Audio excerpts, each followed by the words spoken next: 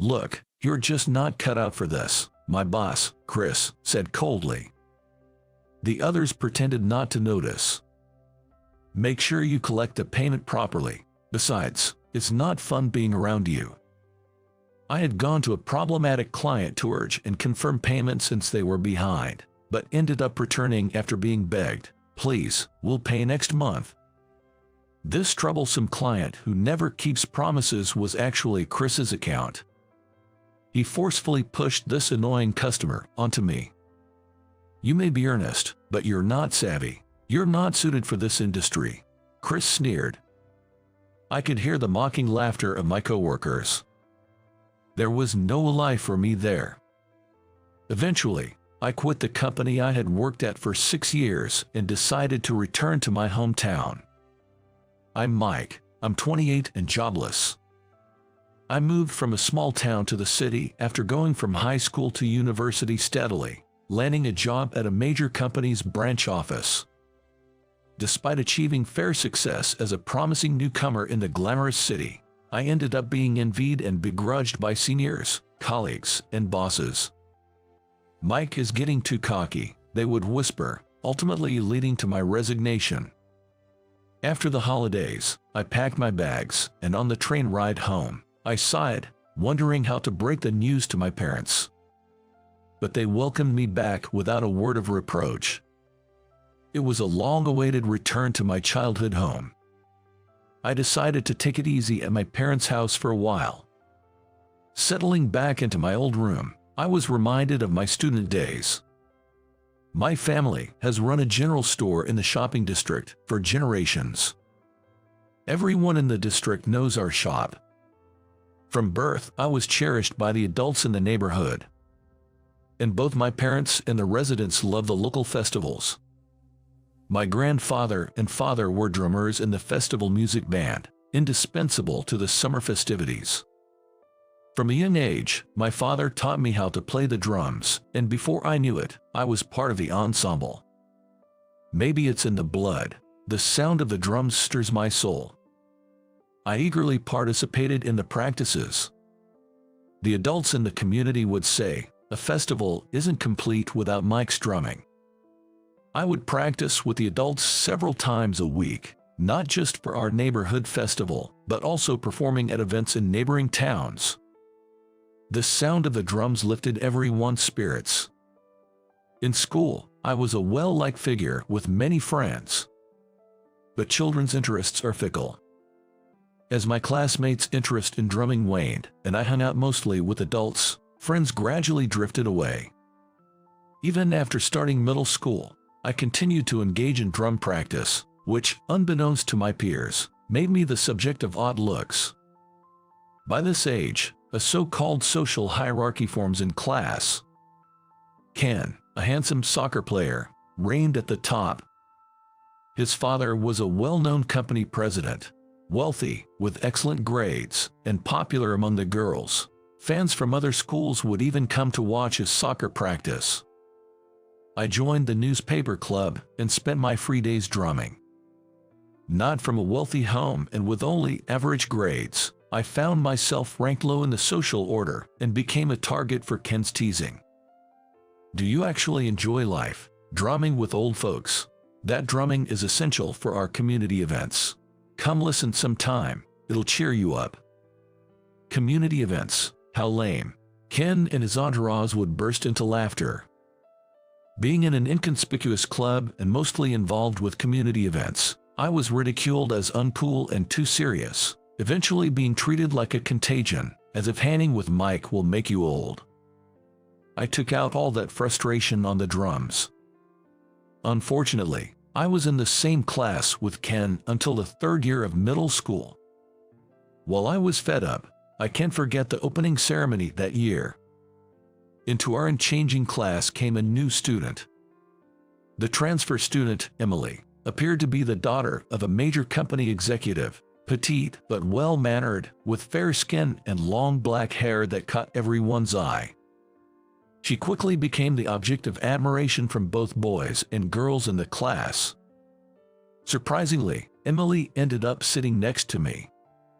"Mike, nice to meet you," I remember her talking to me in a quiet, bell-like voice.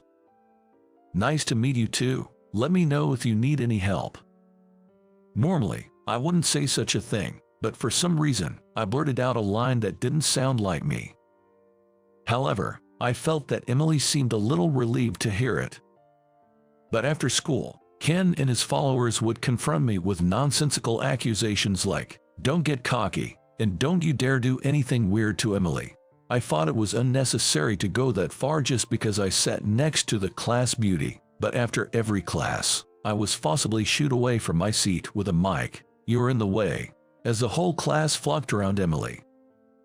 Emily seemed to have after-school activities, as she often went home right after class. One day, the community association received a request for a drum performance at a foster home, and I left school earlier than usual for the meeting. On my way home, I stumbled upon Emily.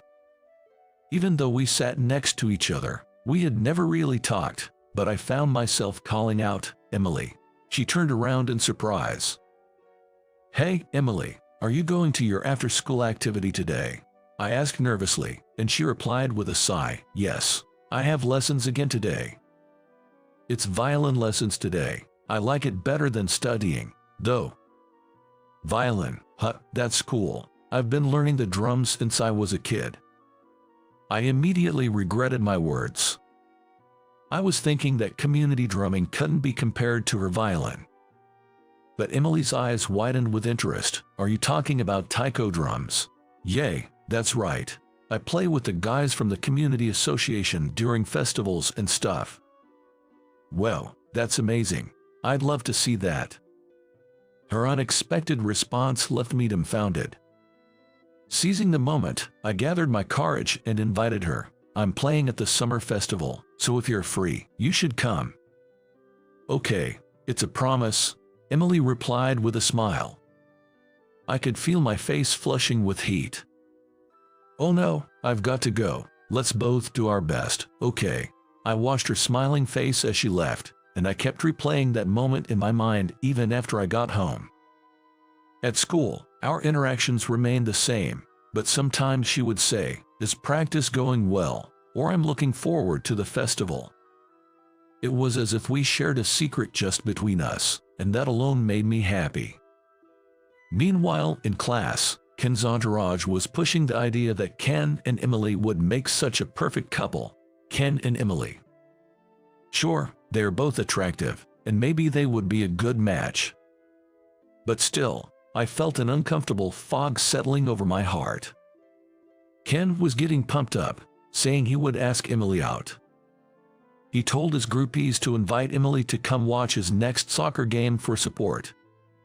It looked like he was using other girls to make sure she would come. Emily initially declined, saying I have lessons on that day. But after persuasion from everyone, she agreed to go and support the game. This bothered me, and I became restless. But the day before the practice match, Emily said to me, "Good luck with your practice. I'm really looking forward to the festival." Boys being simple creatures, just that made my heart soar. I heard after the break that Ken's team had a big win in the soccer game, thanks to his performance. But something was off in the classroom that morning. Both Ken and Emily were silent. During the break, the girls crowded around Emily. "Come on, you've got to respond to Ken's feelings. What's wrong with Ken? He's so cool." Apparently, Ken had asked Emily out in front of everyone after the game. But Emily didn't respond and just went home. Cut it out, guys. Emily's just bewildered by the sudden move. Unexpectedly, it was Ken who intervened. However, his forced smile suggested that his pride had been wounded and he was trying to hide his desperation. From that day on, Emily became quieter and stopped talking to me. Then came the last day of the semester. "Good luck with the drumming. I'm rooting for you." After the ceremony, as I was about to leave, Emily spoke to me with her usual smile. But that was the last thing she said to me. She didn't come back for the start of the next semester. Our teacher said that Emily had transferred again due to her dad's work. I never got the chance to show her my drumming after all. Ken quickly started dating another girl, and Emily was gradually forgotten by the class. Years later, I found myself thinking about Emily again. She was someone I couldn't forget. Maybe my first love. But as an unemployed guy, I couldn't afford to dwell on memories.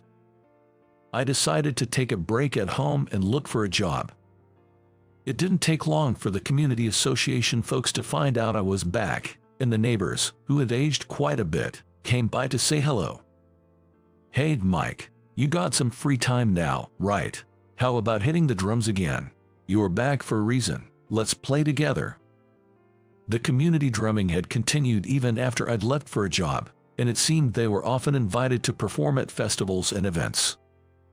There was a performance at the community center coming up, and everyone was asking if I would join. I hesitated at first, but remembering Emily, I decided to go to practice. Mom and Dad encouraged me, saying have fun.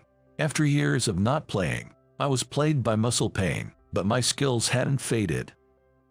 "The kids still got it," the community members said, satisfied. The performance at the community center attracted a big crowd. When we started playing, I could feel the audience being drawn in. At 28, I was the youngest, but the other members' skills hadn't declined at all. When I struck the final beat, the applause was thunderous. I felt elated by the performance. "Your playing was terrific." An elderly woman in a wheelchair approached me after the show. She looked very dignified with glasses. "Your performance gave me such energy. Feels like my injured leg will heal faster now." "Thank you, it's great to hear that," I said. "When's the next show? I'll definitely come to watch." "Well, I'm actually job hunting right now, so I'm not sure when I'll play again."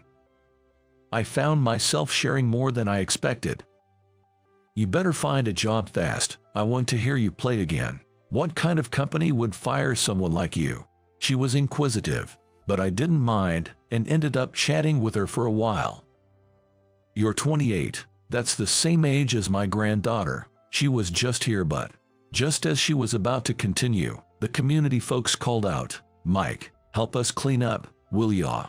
Thank you for today. Hopefully, we'll meet again if fate allows it." As I joined to clean up, I saw a young woman coming to pick up the elderly lady. "Hurry up, don't want to overstay our welcome." I was rushed to help with the cleanup, and soon the two ladies were out of sight. My drumming had the power to energize others. The words of that woman made me feel glad I had continued playing drums. A few days later, "Mike, there's a class reunion invite. What are you gonna do about it?" Apparently, there was a middle school reunion happening soon. There had been a few before, but they always coincided with busy times at work, and I never attended. Well, I was busy, but more than that, I didn't want to see Ken. Why not go for a change of pace? You might even meet someone nice. "Yeah, Mike, you should meet up with friends your own age. You've come all the way back home after all." Persuaded by my parents, I decided to attend the reunion to get a change of scenery. On the day of the reunion, I headed to the hotel that was the venue. It seemed there were other groups using the hotel today as well. Many people were bustling about. I wondered if everyone would remember me. Feeling a bit anxious, I cautiously approached the reception where I was greeted unexpectedly warmly by familiar classmates. "Hey, isn't that Mike? Long time no see. You're back in town. Let's catch up over a drink." Among them were Ken's old entourage, but as adults, they no longer treated me the way they did back then. I was relieved, but that was naive of me. "Our boss is such a jerk," someone griped. "Yeah, the one with a face like a pug," others added. They all complained about work, voicing their daily frustrations. I wasn't the target, but it reminded me of the unpleasant atmosphere of my old company. The women were even bragging about their romantic conquests and affairs. Disgusted, I regretted coming when suddenly, "Ah, Ken, you're late," was shouted, and a cheer went up from the women. Ken entered, dressed in a flashy suit, signaling his grand entrance. "Wow, Mike, it's been ages. I was surprised to hear you'd come." Ken grinned as he approached me. "Hey, long time no see," I replied, trying to brush it off, but Ken slapped my shoulder mockingly. "You got fired, didn't you?" His loud voice made sure everyone heard, and the mocking laughter of classmates followed. "Really? Wow, Mike, that's lame." "Why do you know that?" "I heard from Chris that his company hired some loser. He's a senior from my college." It was a surprise that Ken knew Chris, but their similar vibe made sense. "Seen you on social media, still drumming with the old guys. If you've got time for that, you should be job hunting," Ken mocked. My drumming at the local events was all over social media. To my classmates, it seemed ridiculous, and they snickered. I was about to leave, annoyed, when something cold splashed on my face. Ken had thrown his beer at me, eliciting more laughter. "Hey, don't ignore me. You're still boring as ever. That's why you don't have a girlfriend. A jobless single guy. You are pretty much done for." The crowd laughed even harder. I wiped my face with a handkerchief, feeling miserable. "What a mess. Typical you. Emily's coming today, you know." Emily. My heart raced and my face felt hot at the mention of her name.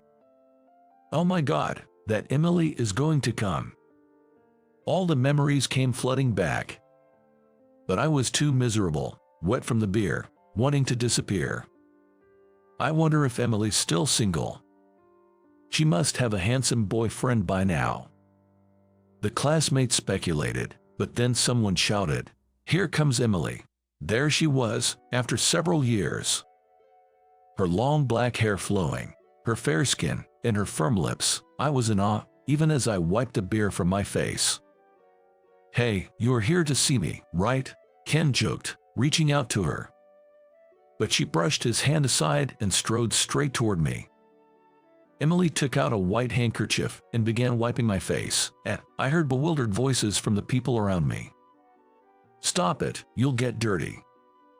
"What's the big deal? Mike is my boyfriend," Emily declared. I was as surprised as everyone else. "What?" While Ken frowned unhappily. "Come on, knock off the bad jokes. Don't associate with this loser." Ken raised his voice in annoyance. "Go have tea with the old men. You're an eyesore. Get lost."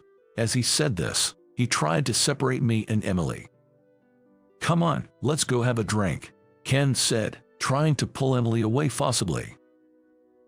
Ken, there's someone I'd like to introduce you to," Emily said, shaking off his hand. "What? Are your parents here? That's troublesome." Ken smirked. It was then that a familiar female voice interjected, "Ken, you seem quite full of yourself." The owner of the voice was an elegant elderly woman in a business suit. It was the same woman who had come to watch the drum performance in a wheelchair. But today she stood on her own feet. It seemed her injury had healed. I was confused about why she was there. "Mrs. Smith, why are you here?" Ken froze in surprise. It appeared that Mrs. Smith was someone Ken couldn't stand up to. "We're having a company anniversary party in the back room, but when I heard you were here, I thought I'd pop by." "I'm sorry, I didn't realize. What a terrible oversight," Ken said, but still held onto Emily's hand. "Ken, would you mind letting go of my granddaughter's hand now?" "Your granddaughter?" I exclaimed. Emily was the granddaughter of Mrs. Smith. Ken, his face sweaty with panic, finally let go of Emily's hand. "You're as selfish and arrogant as ever. You always had to act the part at work, but I had no idea you were like this in real life." "It's a misunderstanding. I just wanted to make everyone laugh and cheer them up. Like that excuse will fly. I think I'll have to reconsider our company's dealings with yours." "Ken, that's lame." The cronies started among Ken's entourage as Mrs. Smith and Emily looked at me intently. "Your drumming really touched my heart. It healed my injury so quickly." That's what it means to uplift people. I saw that performance too. It turns out Emily had been at the venue too and had heard my performance. I had left to help with the cleanup, but at that moment, it was Emily who had come to pick up Mrs. Smith. I always regretted moving suddenly in middle school and not being able to hear your drumming at the festival, but I guess fate works in mysterious ways. Emily smiled, probably the brightest smile I'd ever seen from her. Ken, having lost his earlier bravado, mumbled an excuse about having something to do and left the reunion hastily. His cornies soon followed suit, and the reunion quickly wound down. Emily, talk more with him. Don't be so quiet like you used to. It won't do, Mrs. Smith advised. Mrs. Smith gave Emily a gentle push on the back and then headed to her own company's party venue. Emily and I made eye contact. Since we're here, do you want to grab a drink? I was nervous and couldn't keep eye contact, but Emily nodded happily. We then talked about the times when we were students. When she transferred to our school, Emily was worried about fitting in. The social hierarchy was already in place, and she couldn't feel at ease in that oppressive space, but she felt a sense of security with me, who was always calm and had a peaceful aura. That day at the community center, I really wanted to talk to you, but it had been so long, I didn't know what to say, and before I knew it, I couldn't find the words, but I thought maybe I'd see you at the reunion, so I decided to go. I'm glad I got to see you, Mike, but sorry for lying about being your girlfriend. She apologized, but honestly, what man would be upset by such a claim? All I could do was respond with an awkward laugh. Emily had moved back to town this year to help with her grandmother, Mrs. Smith's company. Grandma keeps saying her injury healed thanks to your drumming. When I told her you were my classmate, she insisted I bring you along. And actually, the company is hiring now. Would you like to try out for an interview? Me? Really? Just a referral. But don't say just me. You should have more confidence, especially with how wonderfully you play. Emily encouraged me. After a few days of consideration, I decided to interview with Mrs. Smith's company. I got the job and spent several months training at another branch out of state. This company didn't have anyone like Chris or Ken, and when I met Mrs. Smith again at headquarters, she gave me her full approval. You look good. I'm counting on you from now on. Emily and I ended up in different departments, but she often makes time to see me, and we spend our breaks together. Take good care of both your work and Emily. Thanks to you, she's been smiling more lately, and let us hear your drumming again. I'm looking forward to the next time. Mrs. Smith would jest. The drumming I've done since childhood has brought this connection. It always gives me energy and strength. And whenever I think of Emily, my heart pounds like the beat of a drum. I haven't been able to share my feelings with her yet, but one day I hope to convey them properly. Phew, there's still so much left over. My name is James. As I looked at the convenience store ready meals that were about to be discarded, I sighed. Even though they were past their expiration date, it seemed such a waste to throw away so many meals. I knew the value of food, that's why I thought it was such a pity. By the way, I wonder how that girl is doing. While staring at the ready meals destined for the trash, I was reminded of something. My family runs a convenience store. But when I was little, I often felt bad about it. In elementary school, there were days when we didn't have school lunch and had to bring our own packed lunch. Mine was always from the convenience store. James, doesn't your family make you a packed lunch? My mom says it's a waste to throw away the unsold ready meals, so this is fine. Unsold? You mean like the ready meals that are going to be trash? That's kinda harsh of your mom, isn't it? It might be hard to imagine now, but back then, on days when we needed a packed lunch, my parents would have me take one that was meant to be discarded. Other kids might buy their lunch at a convenience store if their parents were busy, but no one else's parents sent them with a ready meal that was going to be thrown out. That's why I felt ashamed of eating those ready meals and sometimes secretly threw them away. What are you doing? That's such a waste. If you're not going to eat it, give it to me. A girl in my class once said that to me. I wonder if that girl is doing well. As I took the unsold ready meals to the trash area behind the store, I muttered to myself, "Are you going to throw away that ready meal? What a waste." Suddenly, I heard a voice from behind me. When I turned around, there was a woman without a hint of makeup, smiling at me. I wonder, who is this person? I feel like I've met her somewhere before. "Excuse me, you are. Sorry for speaking to you so suddenly. I was just feeling nostalgic when I saw this convenience store still here. I used to be taken care of by the son of this place when I was little." Could it be Kayla? Her name was Kayla. She was known in school for never bringing her own packed lunch. Her lunch was either made by a teacher or she would get some side dishes from someone else in the class. Could it be James? When I called her by her name, she suddenly brightened up.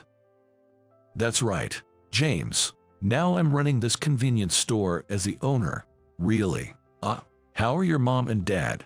They're doing well. Now they're taking it easy and leaving the store to me. It's nice to hear that. Everyone seems to be doing well. I'm so happy to have seen you after such a long time. I'll come by again if I have the chance. With that, she was about to leave. Hold on a sec. You came here for me, didn't you? I found myself calling out to her reflexively. Hey, you're eating 3 meals a day now, right? Yeah. Her voice was weak as she looked down, perhaps indicating something was amiss. I wonder if something happened. I thought it might be better to steer the conversation elsewhere for the moment, so I changed the subject. So, what are you up to these days? Oh, now, I'm a CEO. Pretty cool, huh? It's tough because I'm barely paying myself a salary due to the red ink. But hey, wait, Kayla, you're a CEO. Yep, that's right. Started last year, I set up my own web design firm. Now I'm employing some friends who are web designers, and we're really trying to make it work. Wow, that's impressive, being a CEO and all. It's no joke," she said, pulling a business card from her bag and showing it to me. There it was, her name with the title CEO beside the company name. You've come a long way despite the hard times at home. I couldn't help but admire how far she'd come. Yeah, after my dad got sick and couldn't work much, and we couldn't even afford lunches, life was tough. If only Mom hadn't blown our money on slots, we might have had some breathing room. That brings back memories. The days of bringing packed lunch to school. I used to bring her share as well. "This lunch is so good." Seeing her smile as she said that made me gradually stop resenting the discarded lunches my parents sent me with. I believe they had the sentiment of not wanting to waste, which is why they gave me those lunches. From a hygiene and business standpoint, it wasn't praiseworthy, and of course, now, taking home discarded food is not allowed. Those meals are past the sell-by date, set to prevent food poisoning. You can't just hand out discarded meals lightly. Back in my elementary school days, regulations were more relaxed, and bringing such meals to school wasn't an issue. Doing the same today would probably cause a stir at the school. Are your mom and dad doing okay? Suddenly, I found myself concerned about her family situation. I remember her father being frail and unable to work, but doing what he could around the house. The problem was her mother. She rarely took care of the kids, always off playing slots, as I'd often heard Kayla complain. I'd been to her house in public housing, and it was always her dad who welcomed me. I never saw her mom. I do catch up with Dad now and then, she answered in a somber tone. Her words easily led me to imagine that she'd had her share of trouble since then. Why did you come here? I'm not sure. I didn't particularly want to see anyone or anything. Her voice trembled slightly. Could you wait for just a bit? I think I can make some time to talk, maybe 10 minutes. After that, I decided to take Kayla to the back and listen to her story. Really sorry to bother you during work hours. Actually, my mom started showing up at my company recently. In the back, she began to speak in bits and pieces. Her mother had left home without a word when Kayla was in middle school. There had been no contact since then, and just as she'd almost forgotten, her mom showed up unexpectedly in front of her company. I asked her where she'd been all this time in a panic. Then she tells me to sign for a loan for her and to support her. That's rough. Of course, I refused, but since then she's been showing up every day. I just don't know what to do. I found myself groaning at her words. This wasn't going to be an easy problem to fix. Did you talk to the police? They said since there's no criminal activity, they can't really do anything. I see. I fell silent at her response. I wanted to help her somehow, but it seemed like there was nothing I could do. That's why I came to ask for a favor. A favor? I started to think if there was anything I could do. Would you mind watching over me while I drive my mother away? What? I could understand her wanting to drive her mother away, but why did I need to be there? I mean, I don't think you need me for that.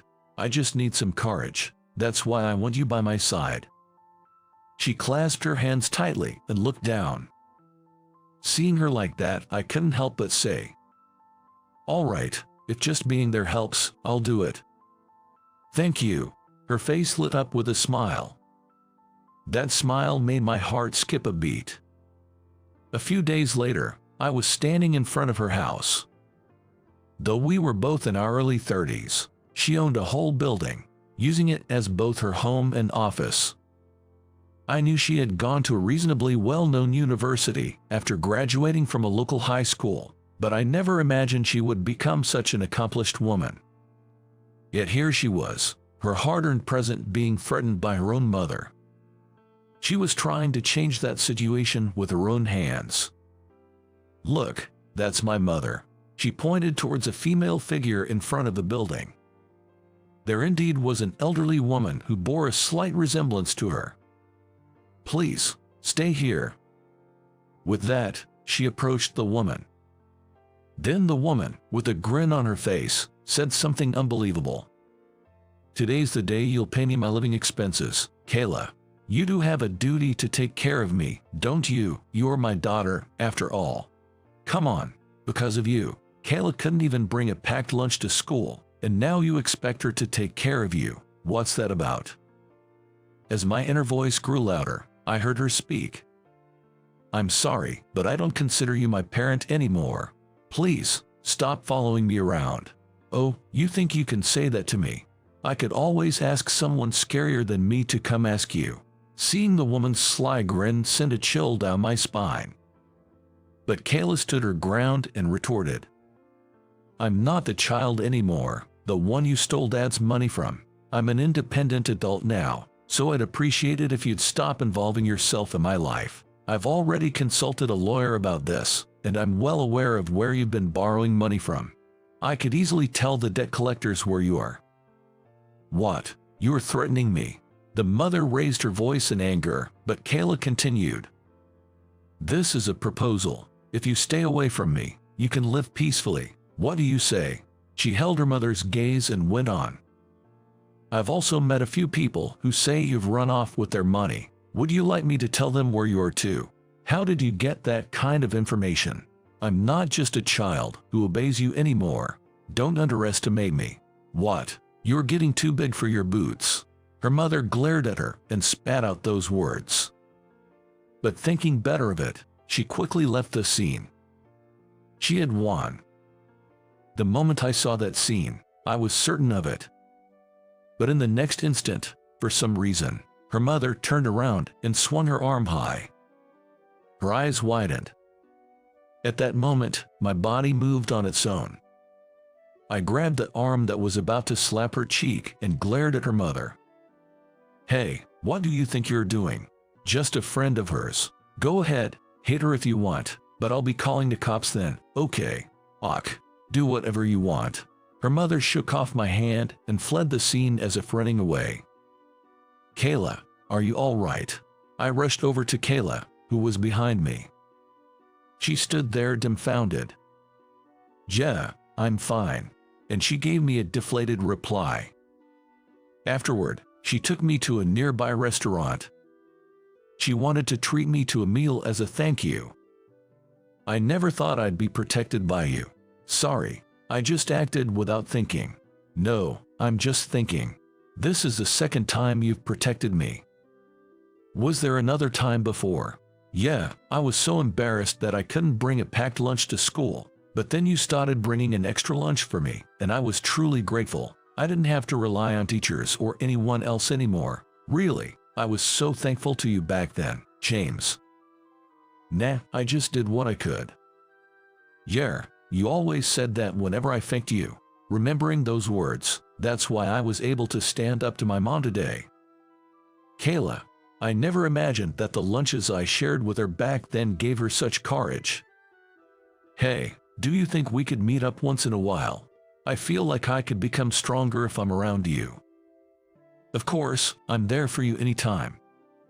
I smiled in response to her words. "And there's one more thing I want to ask you." "What is it?" "At my workplace, we've been passing on food that people have at home, stuff that's close to expiration, to a kid's kitchen run by an acquaintance. If you could." Yeah, of course, I'll help. I've got things like instant noodles and ready-to-eat meals stocked up. I'll ask my folks about it when I get home. Maybe even talk to the deli about it." Really, that make me so happy. Throwing away leftovers is a waste, not just in terms of effort, but money for the store too. Personally, I hate waste, because, it's just too wasteful, right? We inadvertently looked at each other and laughed. That evening, when I got home and told my parents about Kayla, my mom said, "That girl has really grown up, becoming quite the businesswoman now." It does feel pretty good. They both remember the lunch issue from when I was in elementary school. Our family store being independently owned and all, it's always been hard to just throw away food. We were never giving out food that was days old or anything. My parents seemed pleased as they talked. I think Kayla understands better than anyone the pain of not being able to eat. That's probably why she started doing what she does. I want to help too. I was thinking of using our store as a collection point to gather food from neighbors that they can't finish and donate it. That's a nice idea, as long as it's unopened and can be stored at room temperature, I guess. She's really turned out to be a responsible young woman. Bring her over again sometime. I will. We've got some meetings and stuff to discuss anyway. Later, Kayla showed up all dolled up and in a sharp suit, and she bowed deeply to my parents, saying, "Thank you so much for everything. Wow, you've turned into such a beautiful young lady. We're delighted. I grew up on the meals from here, so it's probably thanks to that. My dad sends his regards to you too. How is your father doing? He's been able to get out more on my days off recently. Someday, he wants to come over and thank you properly," Kayla said while handing over a box of pastries to my mom. And just like that, our family reconnected with her after several decades. A few times a week, we deliver food collected from neighbors, and the support for the children's diner was greatly appreciated by the working moms holding down the fort at home. One day, Kayla said with deep emotion, "The reason I want to contribute to the children and their mothers is that you and your family helped me out back then. I'm so glad to be able to support families where the moms are working hard to help reduce the number of kids going hungry." I gently hugged her shoulder as she spoke, a hint of her past struggles in her voice. Our efforts were later featured in the news as a contribution to the community, and eventually, we were both honored by the local government. Now we are working hard together to establish a food bank. We've made a pact to deliver smiles to the children who are suffering from hunger. That's the promise we've made to each other.